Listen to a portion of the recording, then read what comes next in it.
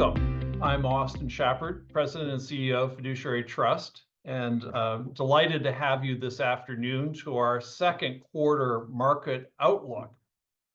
It's been a busy time, and we decided that given all that's going on in the marketplace, that we would have this live. So we're broadcasting from our offices at 53 State here. Today, I'm joined with Pat Donlin, our head of investments. Pat, welcome to have you. Thanks, Austin. Good to be here. And we've got a lot to talk about. Our agenda for today is we've got a few topics that we're going to walk through with a few slides and a discussion about the current state of the world. And then we have, for all of those who have joined us here today, we solicited questions over the past couple of days, and we've collected those. And so I want to go through a number of those questions with Pat.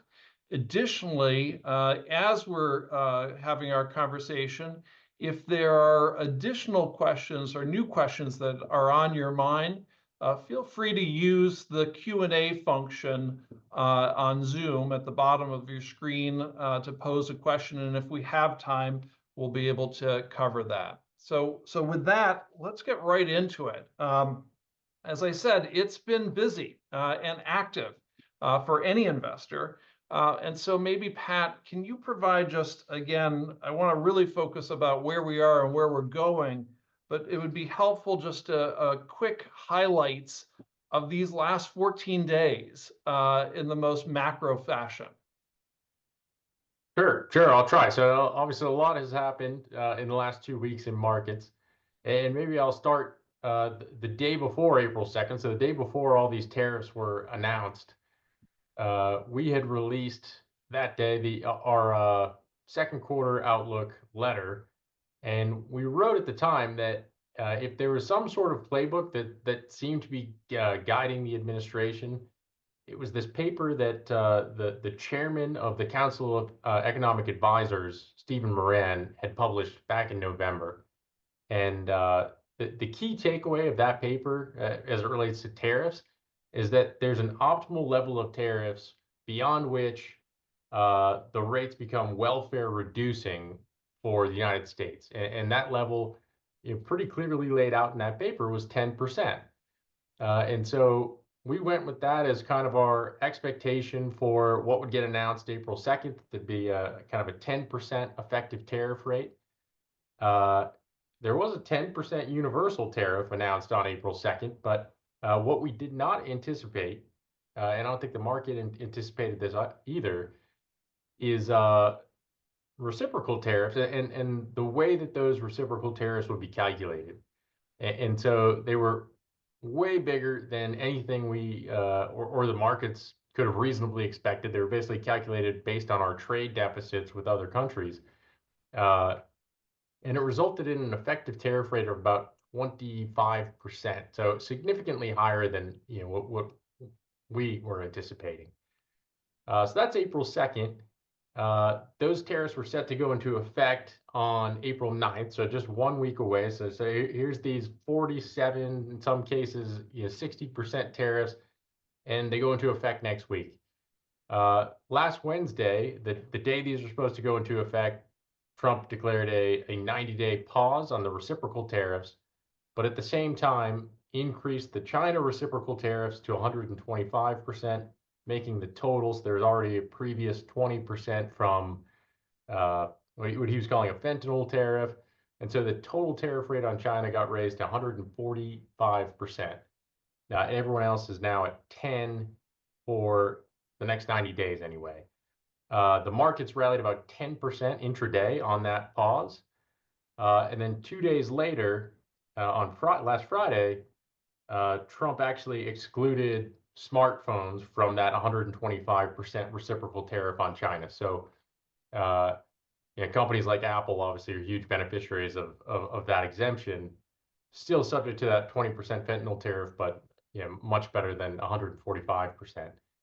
So as far as where we stand today, we got a 10% universal tariff rate on all trading partners, except 145% on China with an exemption for smartphones. I'm sure tariffs at 20 but supposedly another uh, smartphone specific tariff coming. We get 25% on Canada and Mexico, with exemptions for USMCA compliant goods, 25% on autos, 25% on steel and aluminum. I may be missing it, but it's that simple, Austin. And indeed, it isn't simple. So I think your point is well taken. The standpoint of at this point we're having to track things that are changing daily, right? And the component of that. Well, that's it. He can roll it back. He can impose it with a single tweet, essentially, or roll it back the same way. So, we saw that last week in the markets that on Monday there was the rumor that there may be a 90-day pause.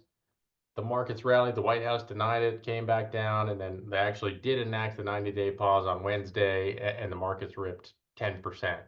So, yeah, it's a very fluid situation, tough situation for investors to where we've said is there's this two-way risk in the market that obviously uh, sectoral tariffs could get announced any day now, or potentially trade deals and lower tariffs. So it's a pretty tough time for investors and obviously business owners. And Pat, I think the way that we'll talk about the way forward, I think the framework in many ways has now been bifurcated to the Mhm. standpoint of there are the tariffs for the rest of the world, which are now on hold, right? Mhm. And then there's China, right? And the Mhm. China tariffs are in place as we speak. Um, and maybe talk a little bit about the different paths for both of those, because I think in prior conversations, it's more likely than not these are going to likely go down, but it's different paths, avenues for each one of those roads. Right. Yeah, I think that's exactly right. I think there's yeah, at least two different purposes that tariffs serve in this case, and one is to actually raise revenue. That I think that's the 10% universal that the administration's trying to extend the 2017 tax cuts, a number of other additional tax cuts they'd like to do, and so you've got to raise revenue somewhere, and like they're convinced that tariffs is the way to do that. Um, but China is obviously something else. And so actually the slide we have up on the screen here, this shows the a tariff rate on the x-axis. The y-axis is the amount of tariff revenue collected, and the different curves represent different import sensitivities. And so if the purpose of the tariffs were simply to raise revenue, you'd set the rates at something much lower. So the import sensitivity just says, let's say that dark blue line, for example, for every 1% increase in the tariff rate, imports fall by 1%. And at some point, they fall to zero unless you say they're so inelastic, we can't get these goods anywhere else, and that gray line at the top there. But even in that case, there is some level beyond which you actually start decreasing the amount of revenue that you collect. Uh, and so obviously there's something non-economic to the China tariffs, given the rates are actually we don't carry the y or the x-axis beyond 100%, but at 145%, pretty much you're not going to collect any revenue on that. I think trade's going to kind of grind to a halt. Uh, and so I think there's a national security component to some of this, a strategic decoupling between the U.S. and China, and that the administration thinks it's best that there are certain industries that we don't rely on China for, that we can manufacture at home, and that China has been uh, frankly, they've engaged or they've been guilty of some unfair trade practices, providing huge subsidies to particular industries that basically allows them to manufacture or, sorry, sell goods below cost, and basically dump those products on the rest of the world. Uh, and so, yeah, as far as where do we go from here, uh, Yeah, it's a tough question. I think so. Trump and Scott Bessent are meeting with representatives from Japan today, and so I wouldn't be surprised if we get some trade deal while we're on this call, or in the coming days. But the China relationship, the China negotiations, I think are going to be a lot harder. And so the slide here we're showing is, it's tough to say who has the leverage in this negotiation. So if you look at the top left, Scott Bessent will tell you we import 4 times more from China than they import from us. So this back and forth, each side was increasing the tariffs on the other side. It hurts them a lot more than it hurts us. However, about half of those imports, somewhere between a third and a half of the imports from China, are U.S. companies like Apple operating in China and exporting back to the United States. If you look at the top right, China's share of U.S. goods imports has fallen. This is since Trump 1.0 and the first trade war on China. It's come down significantly. Companies have shifted production into other countries in Southeast Asia or Mexico. And then bottom left, the U.S. is not as strategically important necessarily to China as we used to be. At one point, we accounted for exports to the U.S. accounted for 10% of China's GDP. That's down to now about 2%. So China would tell you that they could offset the impact of zero trade with the United States with 2% extra fiscal stimulus. And then the bottom right is the interesting one, subject to a lot of debate on how important this is, but China's share of rare earths as a percentage of the world total, and I'm not even going to attempt to name some of these minerals, but China basically has a monopoly on the refining and fabrication of rare earths that go into their input into things like electric vehicles, wind turbines, or semiconductors. And they just yesterday set export limits on the amount of rare earths they'd send to the United States, actually banning outright exports on certain minerals. So yeah, it's kind of reminiscent of the chip shortage and auto manufacturing coming out of COVID, where I think auto production fell something like 26% in 2021 due to the chip shortage. And this one's a tough one to predict. I think total imports of rare earths are measured in the hundreds of millions. It's not a big dollar amount, but if it's a crucial import that you need for manufacturing, it can potentially grind certain manufacturing to a halt until you can get it or source it elsewhere. So Pat, just to again clarify the standpoint, we're living in a 90-day, so we have basically a quarter of us in a pause as it relates to the rest of the world, and we're seeing negotiations going on. So I think you're saying for the next 90 days, we're just going to see these negotiations trickle on out, and that in general, it'll be something blended, a lower rate than what it is forecasted today. Is that correct on that path?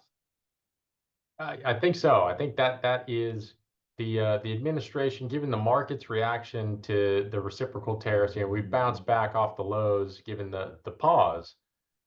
But the market reaction, I think, has kind of forced the administration into this position where they need to book a few wins here. And so, yeah, I'd imagine there's something like 75 countries in line supposedly for negotiations, and I don't know how many trade deals you can hammer out in a given day, but I think it is going to take some time. But I'd expect in the coming weeks, if not days, we'll start hearing we struck trade deals with certain countries. And then as it relates to China, back to the chart you were just referencing, it's the standoff, right? So first off, I guess the first chart you showed says effectively trade is more likely than not, incremental trade is stopped or will be coming to a real decrease. And we are now standing and staring at each other. And I think you've said, we have probably a motivation to find a solution because trade is good, and they probably have but the avenue of finding that path, I think you would say, is hard. Is that correct? That's it. It needs to be some way that some negotiated deal that, basically allows both leaders, Trump and Xi, to claim victory or save face. And so I'm not sure what that off ramp's going to be. But I think it is going to take a little while. And in the meantime, companies, so again, Apple's exempt for now, but other companies are paying 145% on any imports from China or just can't import anything from China effectively at the moment. So the longer this drags on, the longer it takes to find that off ramp, the more just business investment gets delayed or canceled altogether. Maybe also talk a little bit about the timeline on all of this, because I think one of the pieces that we're dealing with is this great uncertainty causes businesses not to invest and to pause on decisions, right? Hmm. But those pauses don't necessarily show up this afternoon, right? And I Right. guess I'd be interested to hear your thought because we're just coming off of the first quarter, which was pretty strong. We now Yep. have some weird behavior that's going to go on, people front running some of this. And how do you think about the next, let's call it 8 weeks, and how this sort of plays through the economic news cycle? Mm. Right. So we just got retail sales numbers this morning, actually, and unsurprisingly, we had a big beat on retail sales as consumers. We saw it in the imports numbers and vehicle sales for March. There's huge spikes. Goods imports were up 26% year over year. That's consumers and businesses rushing to get goods in ahead of the tariffs going into effect, and so that probably pulled forward. You know, could be several months worth of demand. There's a report that Apple flew in 6 cargo planes worth of iPhones ahead of the tariffs. And yeah, I think small businesses right now don't have a few, spare few $1 million lying around to build up the same amount of inventory. So I think they're going to start to feel it first, if not already. But the high level economic data is probably going to look pretty good for the next month or so. So it's not going to be a useful guide. That I think you're going to still keep seeing survey data, sentiment data falling, while maybe the hard data, paradoxically looks pretty good. And first quarter earnings season right now, so far, off to a great start. I think the market's looking right past it. They know the first quarter was going to be good. Anything right now, the world is pre-April 2nd and post-April 2nd. And so when would we start seeing this uncertainty, right, start to kick Mhm. in some of the material aspects? And again, you're right. There's some businesses, small businesses that are affected immediately, right, or relatively Mhm. soon. But is this sort of like end of May, early June? So when again, just sort of thinking about the timeline, and then we'll also talk about sort of legislative timeline and other timelines syncing up to this. Right. Yeah. Yeah. So I think it probably takes a month to show up in the hard data metrics, but uh, we have heard and read anecdotes of companies where there was a great article on Bloomberg last week, a company that ordered uh, like 500,000 beach chairs from China to sell on Amazon or to sell to Amazon. Amazon just canceled the order. It's, we're not paying the 145% tariff on that. And so now this company is stuck with trying to just sell these at very low margins, if not at a loss. Who knows where? And and so, like I said, you'll see it in canceled orders immediately. New orders will fall. Kind of the forward-looking metrics and survey data, but the hard data probably 4 to 5 weeks from now, and then we won't get the kind of the early off calendar cycle quarterly earnings reports until mid to late June when some of the retailers start to report. So talk to me about, so this is going on in the markets and in businesses across the country. There's a separate avenue or component of this administration's efforts which relates to tax cuts. And how is the market interpreting that? How is that going to sync up with this or not? Yeah, well, so I think the consensus going into April 2nd was if we get a big surprise in on the magnitude of the tariffs. So if Trump goes big on the tariffs, that means he's going to go big on the tax bill and the tax cuts. And so yeah, they floated things like yeah, no tax on tips, no tax on overtime, maybe no income tax for people making under $150,000. Uh, so Scott Bessent mentioned even auto loan interest being tax deductible. So they're kind of trial ballooning a lot of different things, and I think the urgency to speed up that legislation through Congress so that they agreed to a budget via the reconciliation process so they can pass this with a simple majority in the Senate. And that speeds up the timeline to getting this deal done. And so we had been thinking maybe July, August, that you might see this passed, and I think the timeline's now May because the tariffs are enacted. The 10% universal tariff is already enacted. You know, we're already collecting that revenue, and that's a drag on the economy, and you've got to offset it with uh, these tax cuts, or else you're going to get a fiscal drag and lower growth, maybe even recession. One market that's been particularly sensitive to this, and again has been behaving differently, is the bond market. And the standpoint over, and it may be the one piece that President Trump seems to look to. Talk to me about a little bit about your thoughts about bond vigilantes. Do we believe China is dumping bonds, yields, all of that component? Because that's an important factor of a factor in how this is going to navigate. For sure. And so since the election, President Trump and Scott Bessent have both said numerous times that they are laser focused on the 10-year Treasury, more so than the stock market. You know, it just so happens last Wednesday when they paused the tariffs, the stock market was also down about 15% at that point from its peak. So I think they do care about the stock market as well. But most market commentators are pointing to bonds and saying the 10-year Treasury shot up 30 basis points. It was sub 4, got up to 4.3 in 2 trading sessions. It was a big move for bonds. And so you had a pretty. And Pat, just explain, when bond yields go up, what is that meaning? That's meaning people don't want those bonds, correct? Yes, yes. So the prices are going down. People are dumping treasuries. Someone's selling treasuries, and the yields are going up, and they continue to go up. It hit as high as I think almost reached 4.6 intraday. So really big moves for bonds in a very short period of time.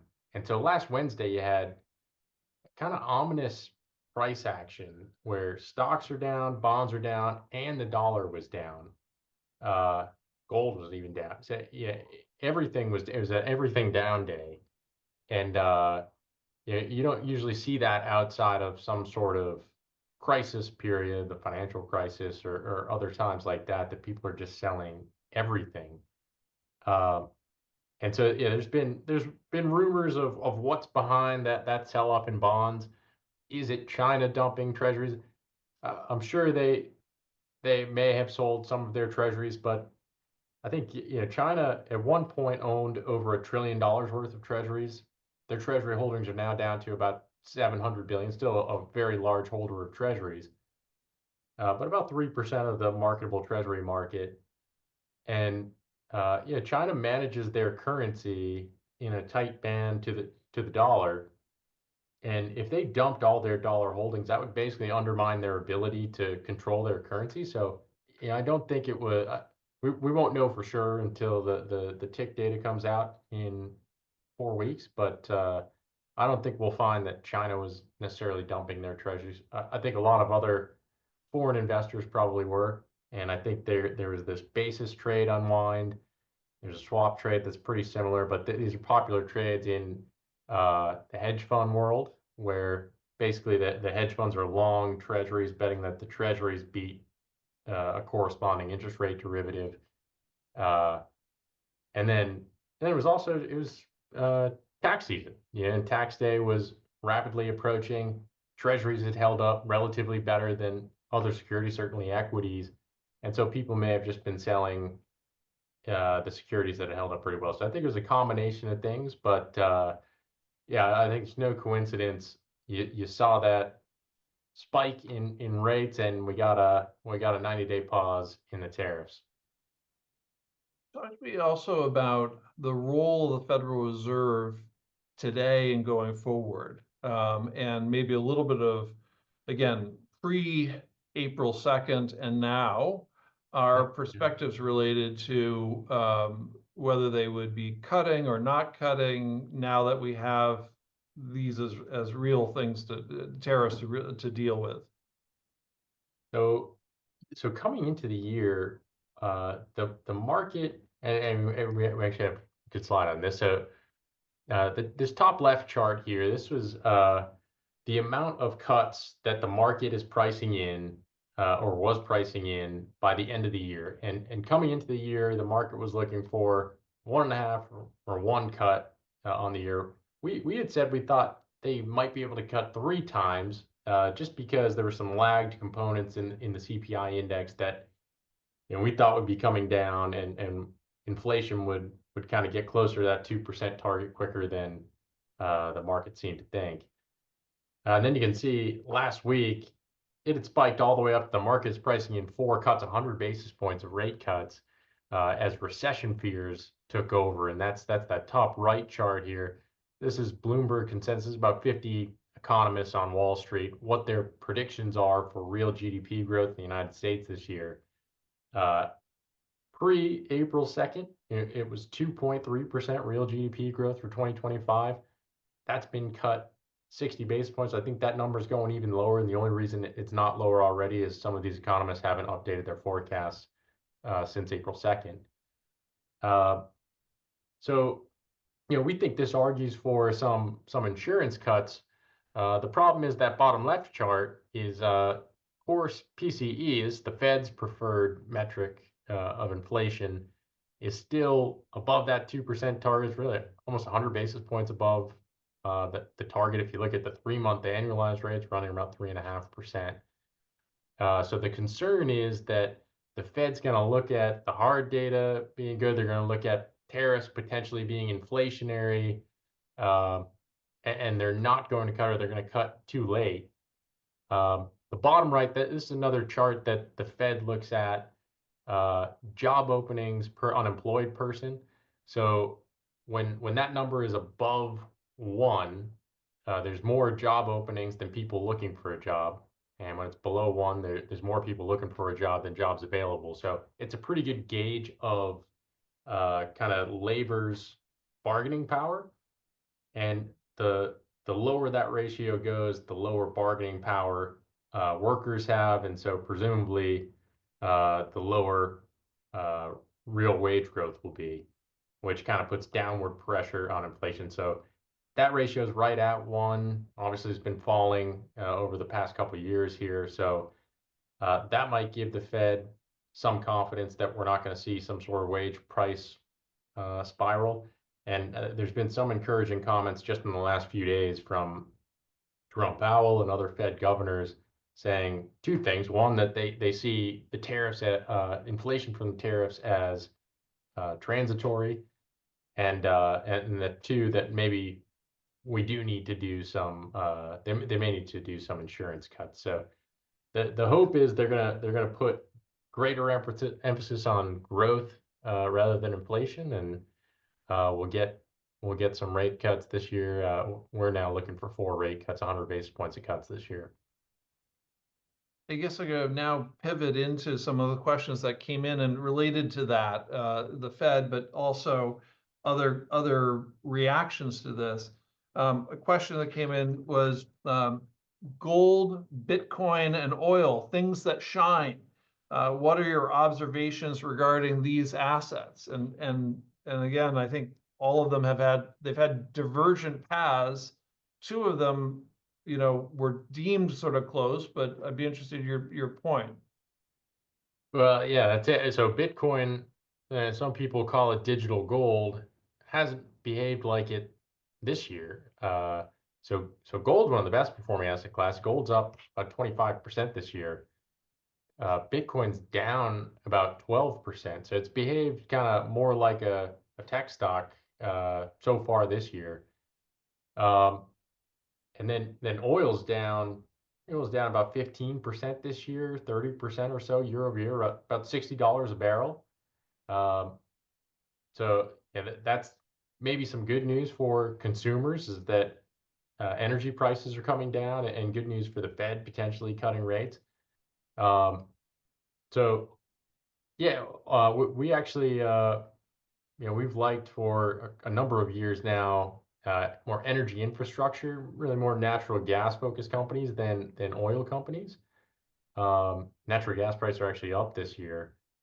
But we think natural gas is kind of in these trade negotiations with our trading partners. Usually, the ask from the Trump administration seems to be buy more energy, LNG from the United States. So that's been how we've kind of played the oil gas complex. But at some point, we're getting below shale oil's break even cost of production here. So you may actually see uh, oil prices have to rise as producers have to kind of shut down production at these levels.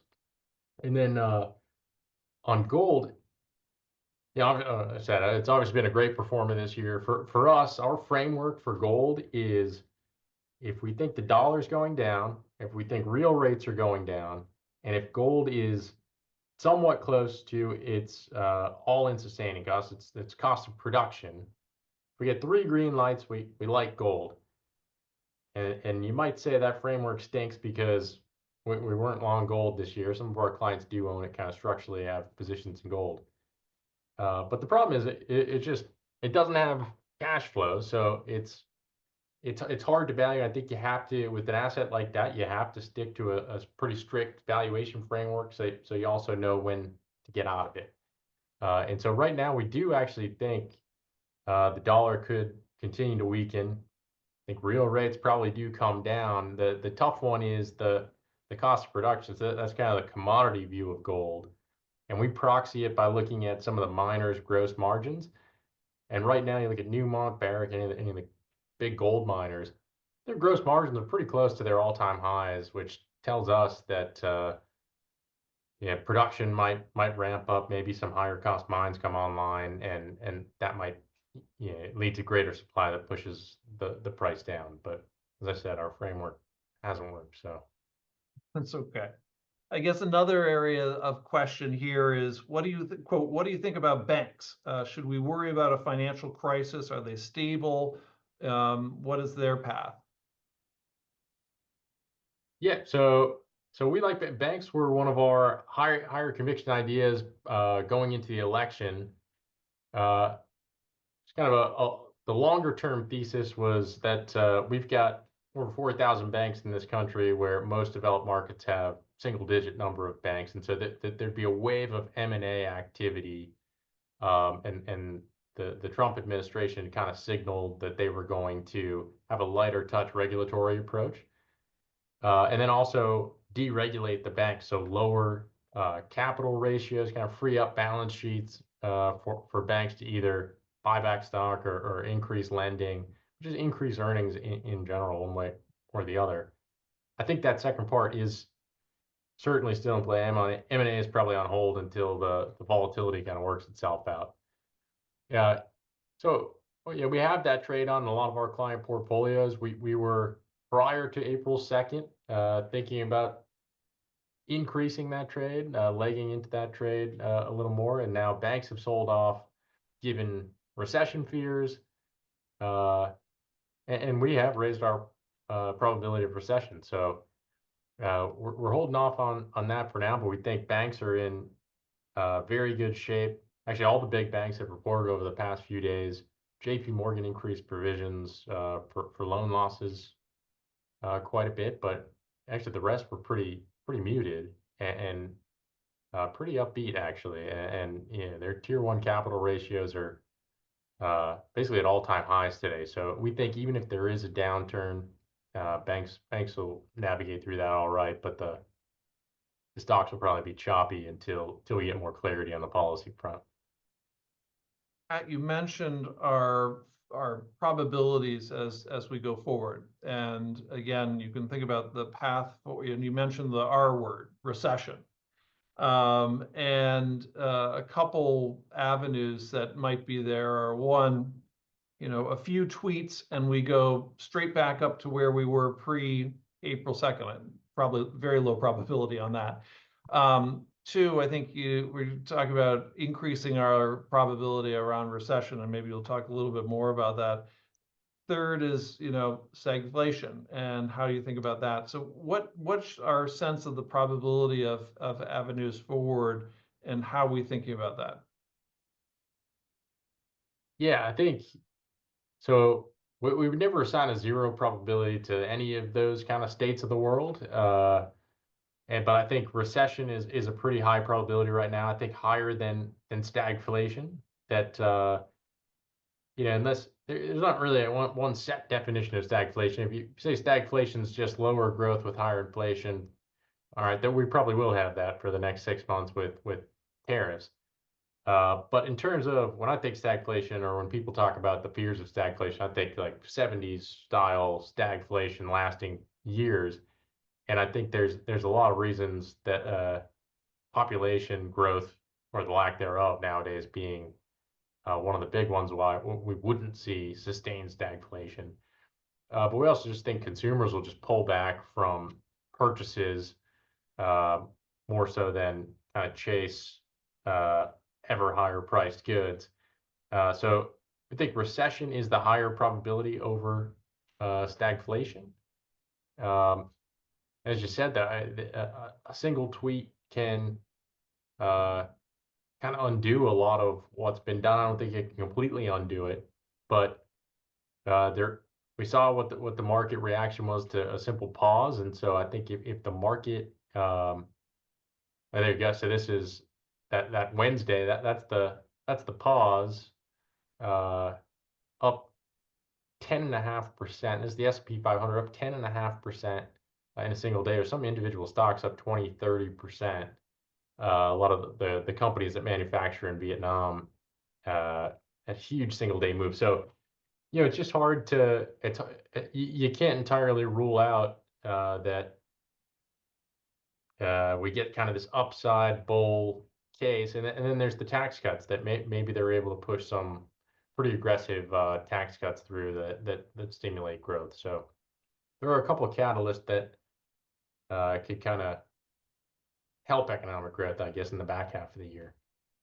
So maybe let's talk about pivot over to how you think about positioning a portfolio, given we have a very very hard to predict administration, right? Almost uncertain, right? And policy change, and to your point about tweets.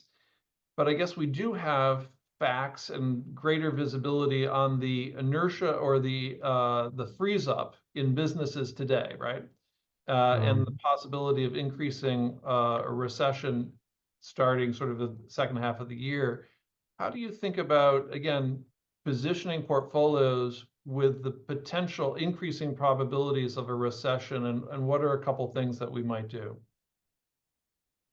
Yeah, so I think first we are recommending that we reduce equity allocations, not to a major extent. As I said, there's still this two-way risk, and you don't, in our opinion, you don't ever want to be too underweight equities, because there's always going to be some reason not to get back in to the market, and that's probably the worst thing you can do as an investor long term, is be out of the market. And then within equities, we're kind of shifting more to non-US equities, international developed equities, for a couple of reasons. One is valuation. That's been the case for a while, that Europe and Japanese equities have traded at a pretty persistent discount to the United States, about today about 2 standard deviations cheap relative to its 20-year average on a forward PE basis. But then there's also the catalyst is, Germany is now done away with its debt brake. They're launching fiscal stimulus equivalent to 10% of their GDP. The ECB is talking about another stimulus package. Like there's finally some talk of cutting red tape and deregulation in Europe. And then the other component is the currency that, we think the dollar is actually going to be a little weaker maybe than you might expect. Tariffs, you'd expect the dollar to appreciate given higher tariffs. But that also kind of assumes that global trade stays as high as it is, that because 50% of global trade is invoiced in dollars, kind of assumes that foreigners still want to buy U.S. financial assets, which I'm not sure it's the case.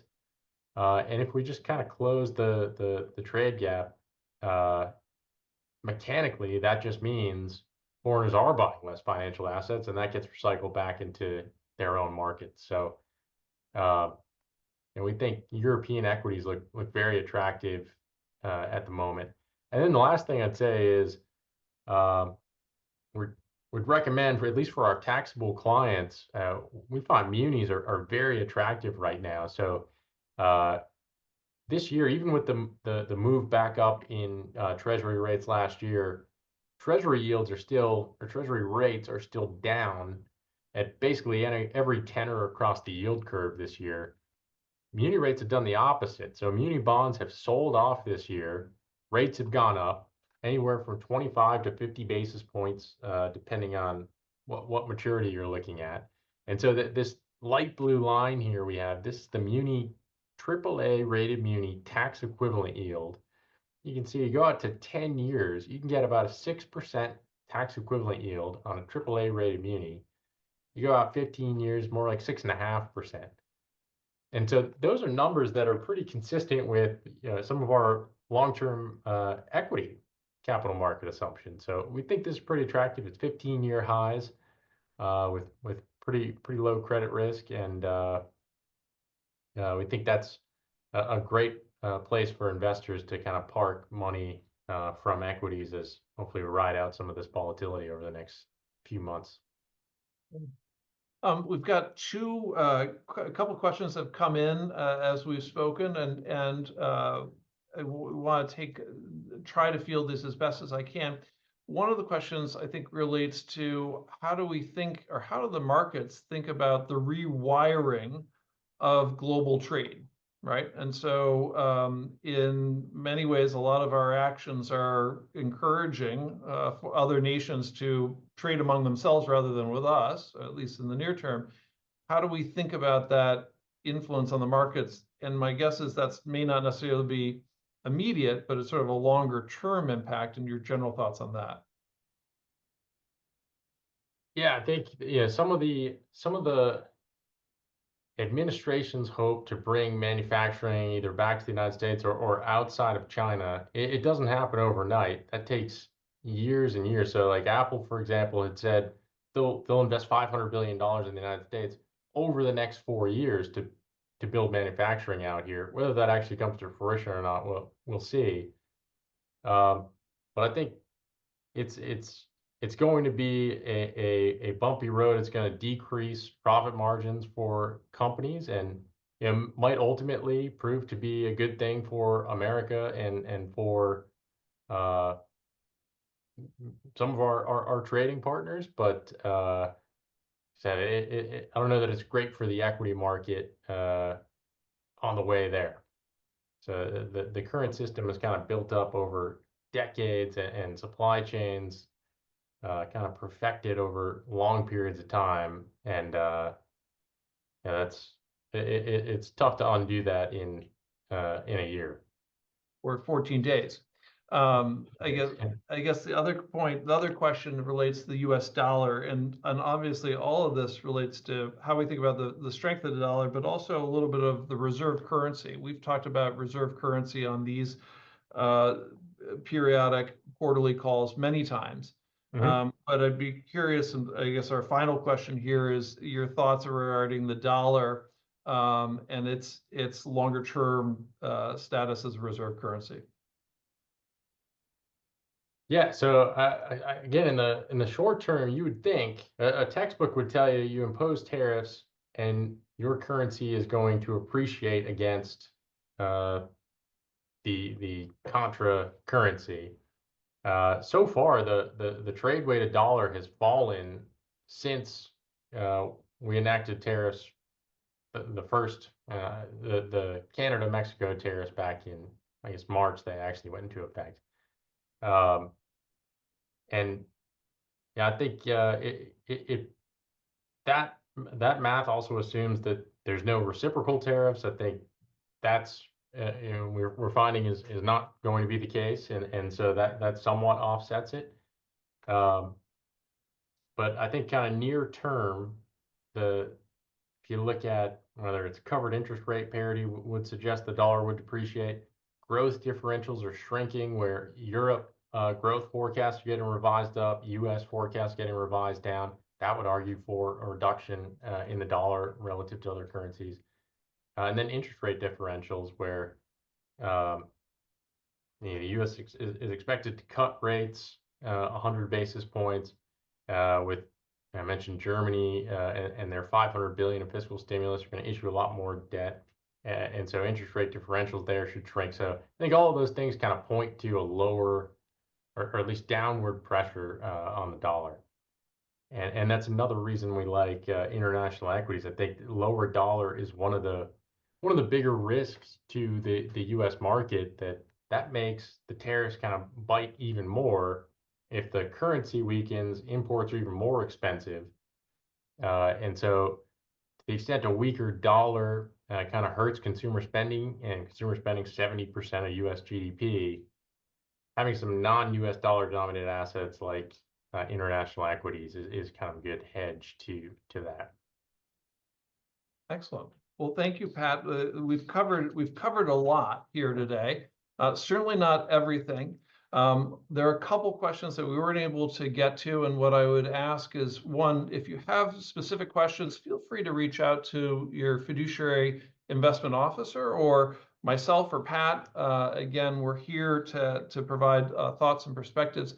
I also hope you get a sense of the thought and the perspective of long-term investors, acknowledgement of the volatility in the markets, but at the same point, addressing what has been fielded to us, at the same point, looking longer. So again, I appreciate everyone for joining us.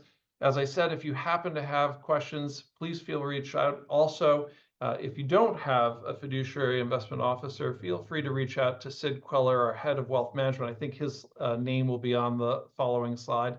And we look forward to seeing you, if not sooner, and we will provide communications as the markets warrant. But at the same point, we plan on doing this at the end of the second quarter. So again, thanks, Pat, and thank you all for joining.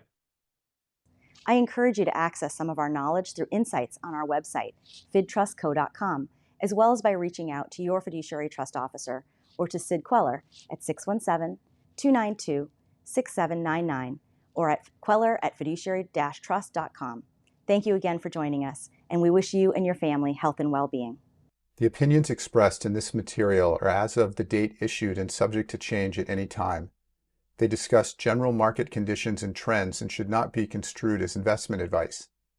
Any reference to specific securities are for illustrative purposes only and are not intended to be and should not be interpreted as recommendations to purchase or sell such securities. Nothing contained herein is intended to constitute investment, legal, tax, or accounting advice, and you should discuss any proposed arrangement or transaction with your investment, legal, or tax advisor. Copyright Fiduciary Trust Company.